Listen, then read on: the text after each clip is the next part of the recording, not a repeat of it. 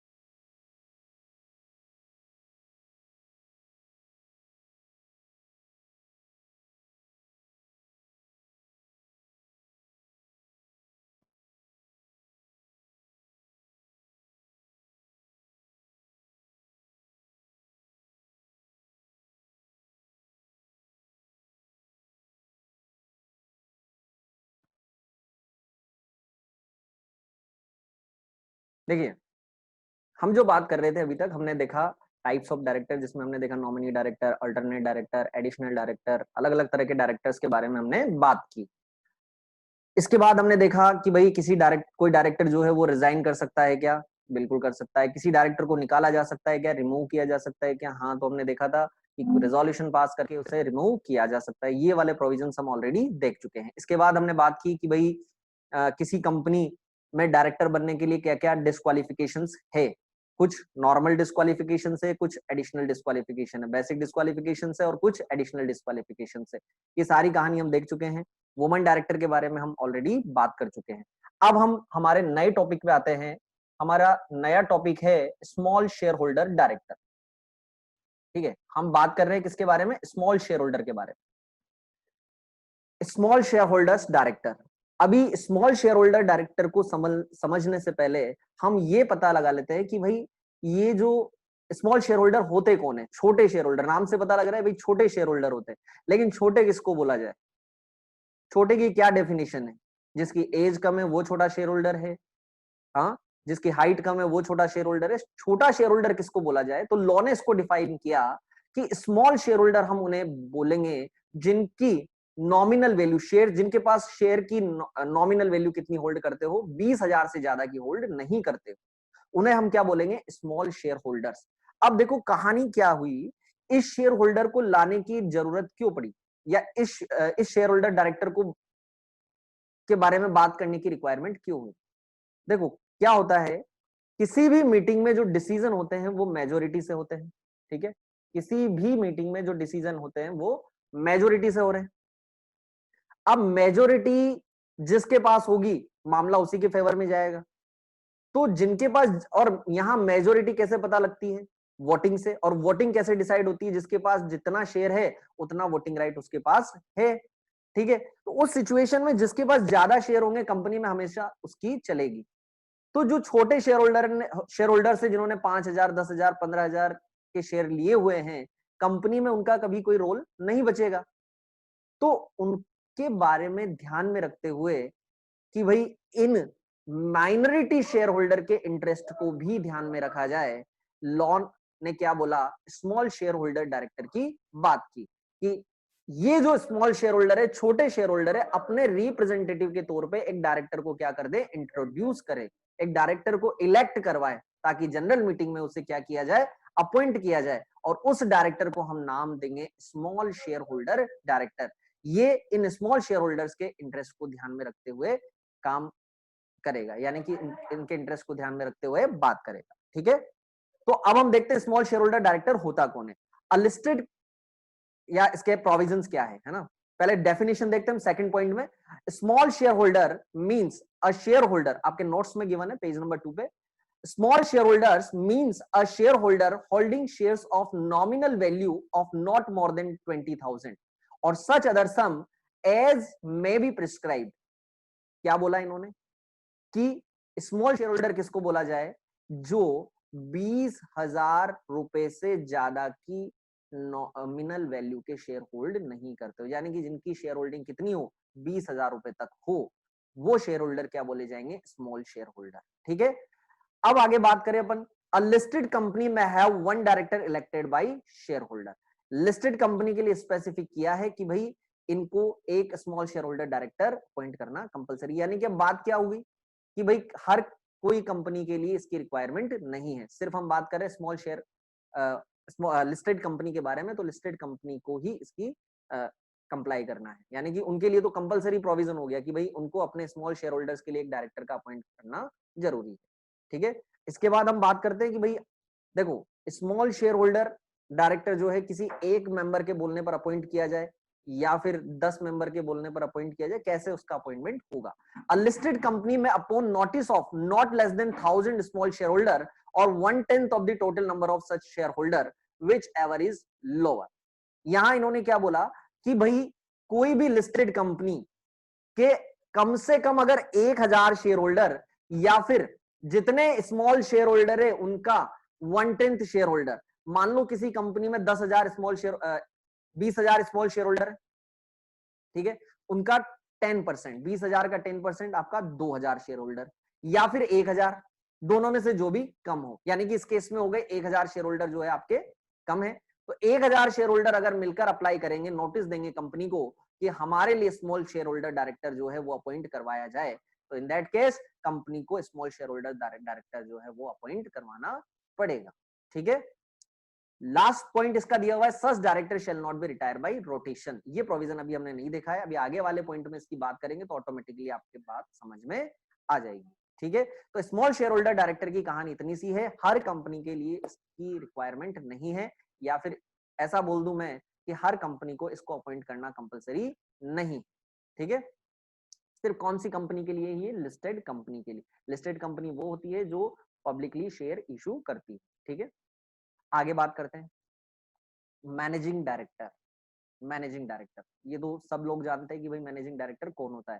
Managing director वो बंदा है जो कंपनी के मैनेजमेंट में एक्टिवली, मतलब मेजोरिटी पार्ट वही देखता है, सारी कहानी उसी पे डिपेंड करती है।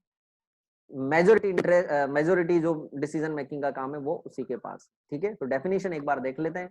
A director who is entrusted with substantial power of the management of the affairs of the company and includes a director occupying the position of MD by whatever name called। देखो, नाम चाहे इसे managing director बुला दो, चाहे इसे whole time director बुला दो, या किसी भी तरह डायरेक्टर के नाम से इसे बुलाओ, कोई भी वो पर्सन जो मैनेजमेंट का सब्सटेंशियल पावर होल्ड करता है, सब्सटेंशियल पावर, मेजोरिटी पावर उसके पास है, ज्यादातर पावर हमने उसको दी हुई है।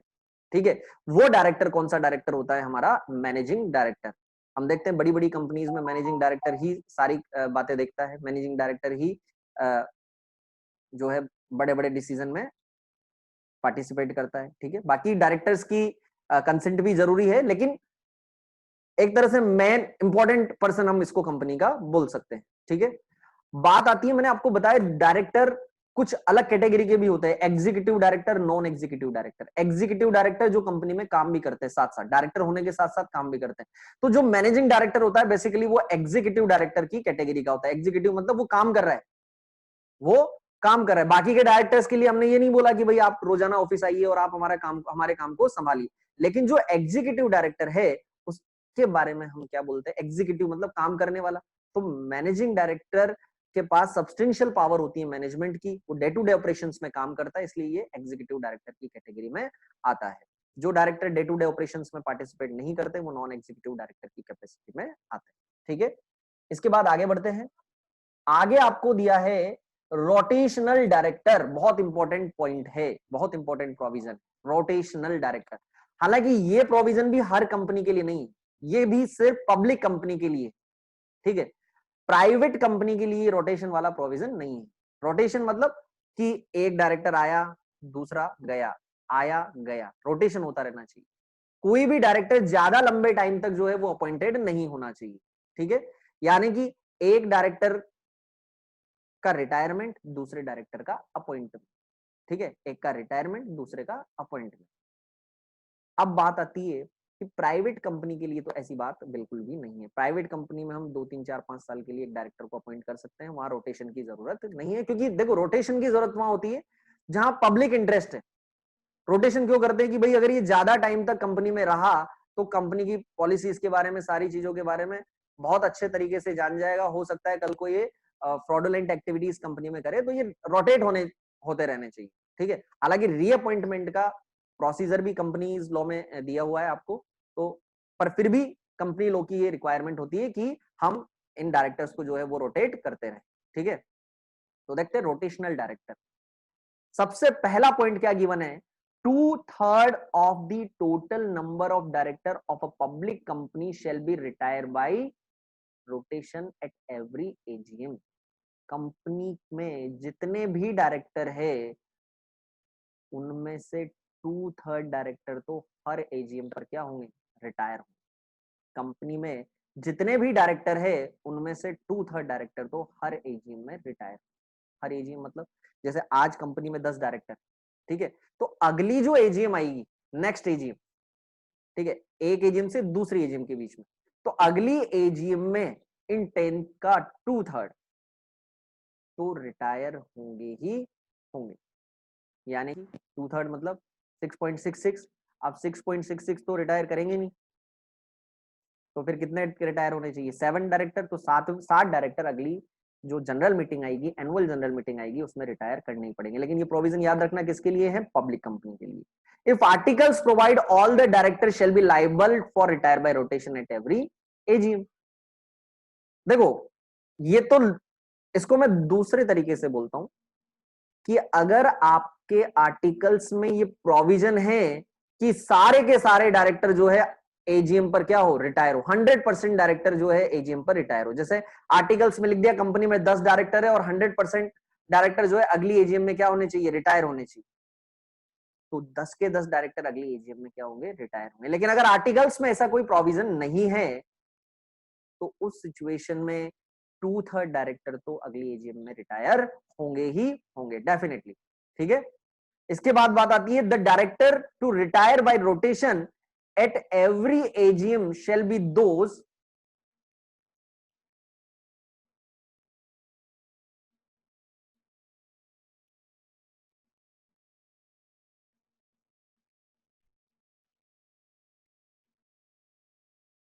Shell be those who have been longest in office. Retirement किसका हो, जो पहले आया उसका रिटायरमेंट पहले हो, जो बाद में आया उसका रिटायरमेंट बाद में हो। तो जिसको लंबा टाइम हो गया है उसका रिटायरमेंट पहले हो जाएगा। If their number is neither 3 nor a multiple of 3 then the number nearest to 1/3 shall retire from office. ये अपन ने ऑलरेडी देख ही लिया, ठीक है। तो ये रोटेशन से रिलेटेड आपका प्रोविजन, ठीक है।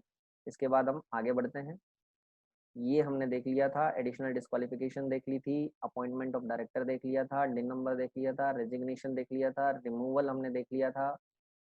हाँ, अब आइए आप, appointment of managing director, full time director, ठीक है। इस फुल टाइम डायरेक्टर नाम से पता लग रहा है जो पूरे टाइम डायरेक्टर है, पूरे टाइम मतलब उसी कंपनी में काम कर रहा है। अब इंपॉर्टेंट बात यह है कि वो एक ही जगह काम करेगा। अगर पूरे टाइम, एक देखो, एक डायरेक्टर जो है एक से ज्यादा कंपनीज में भी डायरेक्टर हो सकता है, लेकिन मैनेजिंग डायरेक्टर और होल टाइम डायरेक्टर ऐसे होते हैं जो फिर अगर क्योंकि ये फुल टाइम काम करते हैं, एग्जीक्यूटिव डायरेक्टर के तौर पे काम करते हैं, तो ये एक कंपनी में ही डायरेक्टर रहेंगे। A company shall not appoint a MD और a manager at the same time.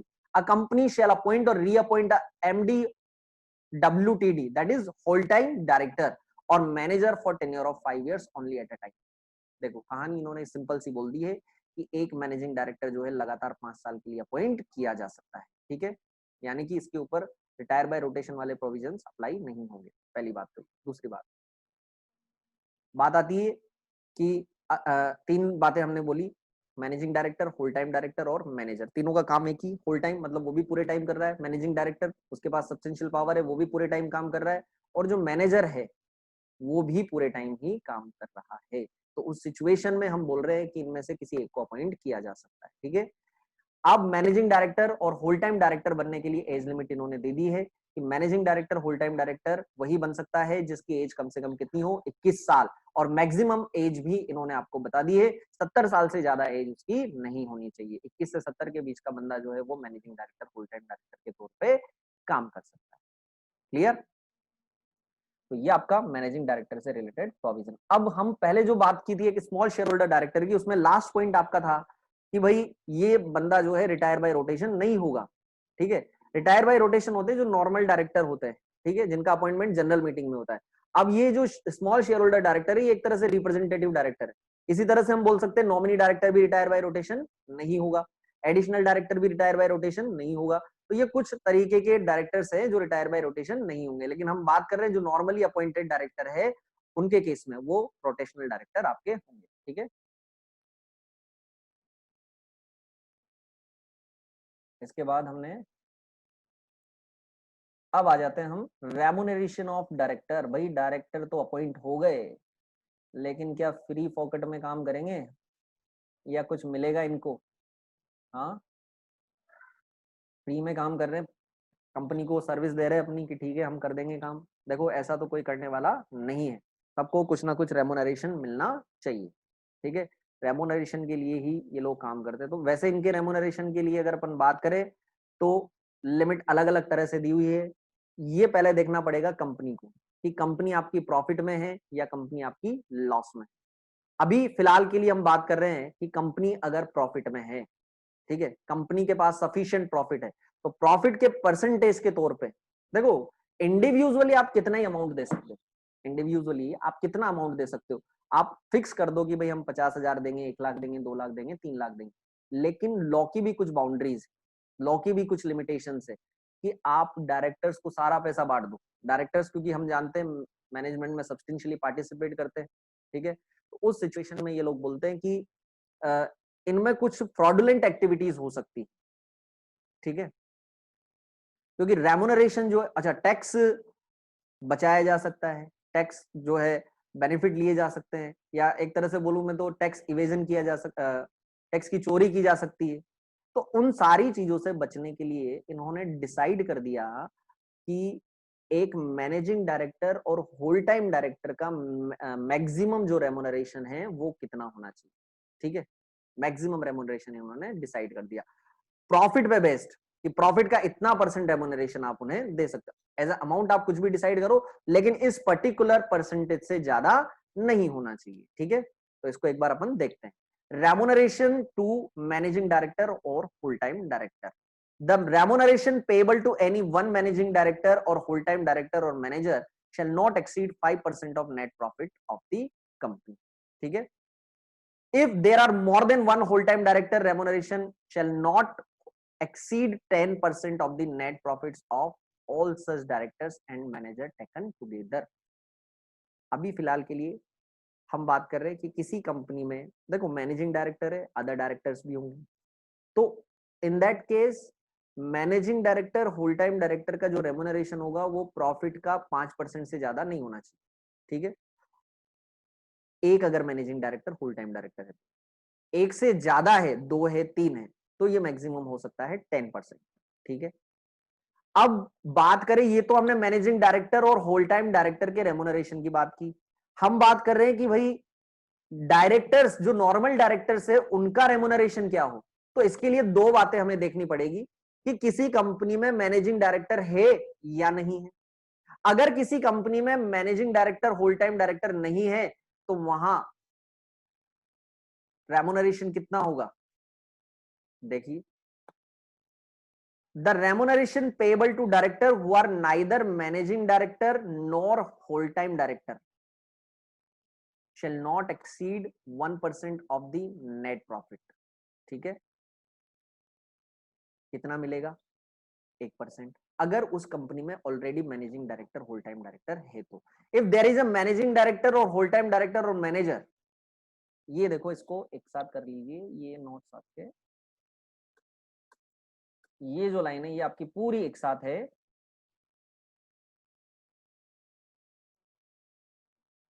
और ये आपका सेकंड प्रोविजन है, in other case it shall not exceed 3% of the net profit. इसको मैं आपको वापस से समझा देता हूं कि managing director whole time director का रेमुनरेशन कितना होगा और नॉर्मल डायरेक्टर का रेमुनरेशन कितना होगा, ठीक है। किसी कंपनी में managing director whole time director है, एक ही है, तो मैक्सिमम कितना हो सकता है प्रॉफिट का? 5%, ठीक। Managing director whole time director है लेकिन एक से ज्यादा है, मान लेते 2 है, 3 है, तो भी मैक्सिमम कितना होगा? 10%, ठीक है। एक के लिए 5%, एक से ज्यादा के लिए 10%।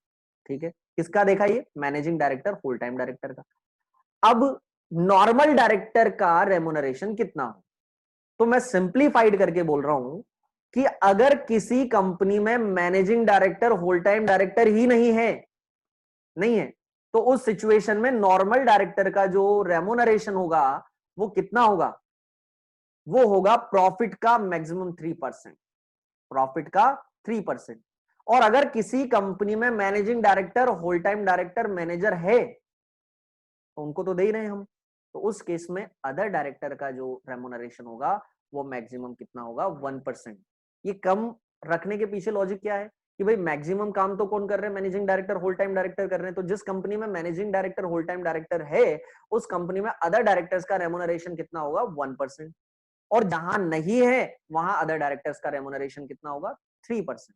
ठीक है, और ओवरऑल दोनों का मिलाकर managing director, whole time director और नॉर्मल डायरेक्टर्स, इन सबका मिलाकर भी रेम्युनरेशन 11% से कम, 11% से ज्यादा नहीं होगा। ये तो दिखती बात है। देखो, किसी कंपनी में मैनेजिंग डायरेक्टर, हम ऐसी सिचुएशन पे चलते हैं कि भाई एक नहीं है, एक से ज्यादा है, तो मैक्सिमम कितना रेम्युनरेशन पे किया जाएगा? 10%। और जिस कंपनी में मैनेजिंग डायरेक्टर है वहां अदर जो डायरेक्टर्स होते हैं उनका रेम्युनरेशन कितना होता है? 1%। तो 10 + 1 11%। तो लॉ ने ऑटोमेटिकली आपकी लिमिट डिसाइड कर दी है कि भाई 11% of the net profit of the company जो है ओवरऑल रेम्युनरेशन होगा, इससे ज्यादा नहीं होगा। ठीक है,